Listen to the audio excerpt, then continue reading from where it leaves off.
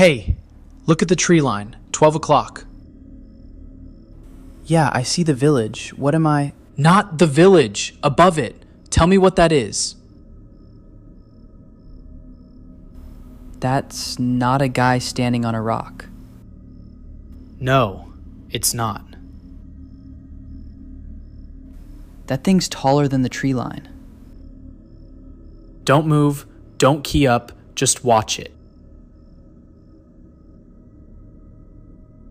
That exchange, reconstructed from a first-hand account we'll get to in a moment, describes something that a small number of U.S. Army Special Forces soldiers say they encountered while operating deep in the mountains of Afghanistan. Not an enemy fighter, not a smuggler, something enormous, human-like, and standing exactly where nothing that size should have been able to stand.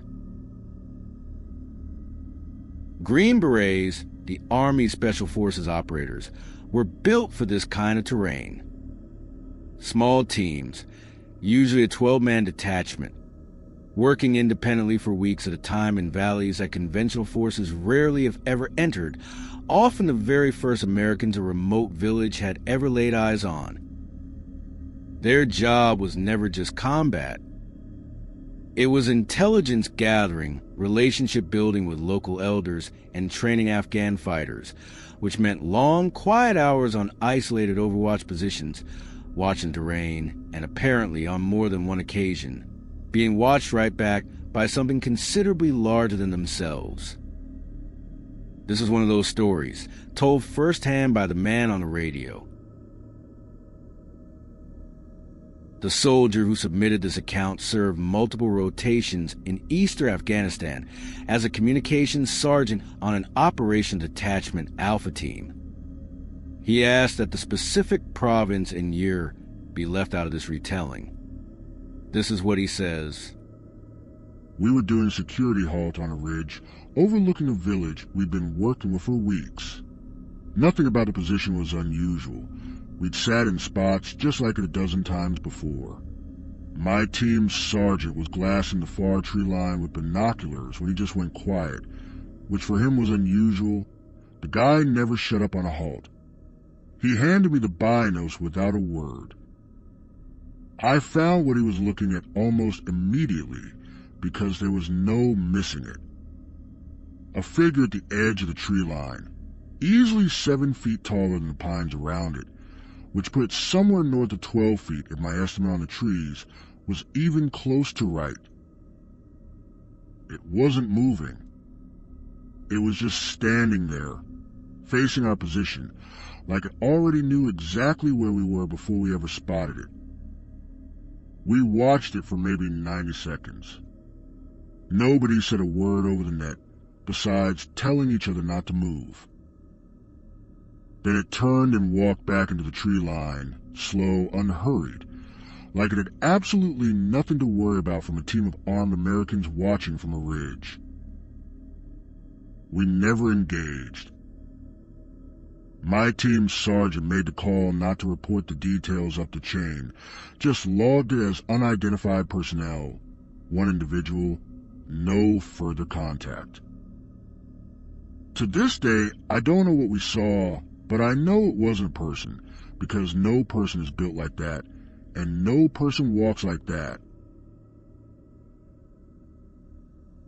Corroborating a story like this is nearly impossible by design, since these teams operated in isolated pockets with almost no overlap between them. But a second account, submitted separately to a different research page, describes a strikingly similar encounter from a different part of the country entirely, years apart from first. A former Special Forces medic writes, "Our ANA counterparts refused to patrol past a certain point in the valley and wouldn't really explain why beyond gesturing at the mountains and saying something our Terp translated loosely as, 'The tall ones don't like visitors.' We thought it was superstition until one of our guys on Overwatch called out movement that turned out to be something standing upright in a spot where nothing should have been standing, at a height that didn't make sense for a person. It was gone before anyone else got eyes on it. We never went back up that valley. Long before any American soldiers set foot in Afghanistan, Pashtun and Tajik oral tradition already described enormous and human-like beings said to inhabit the remote mountains, sometimes called Dev or Gul depending on the region and dialect, generally described as massive, solitary, and best avoided rather than confronted. These weren't stories invented for outsiders. They were part of much older regional folklore, describing the mountains as home to something far larger than the people who lived at their base. It's worth noting both American accounts share something in common with these older stories. In neither case did the creature approach, threaten, or pursue.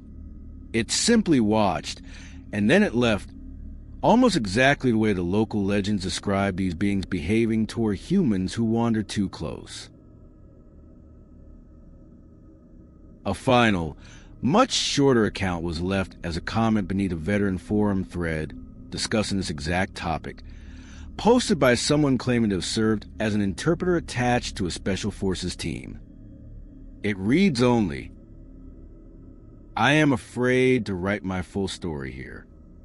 I will only say the villagers were right, and the Americans laughed at first. They did not laugh after the third week." He never elaborated further, and the comment has never been followed up on. Whatever these men saw or think they saw, the pattern holds together in a way that's difficult to dismiss outright. Isolated teams, remote valleys, local populations who already knew to stay away.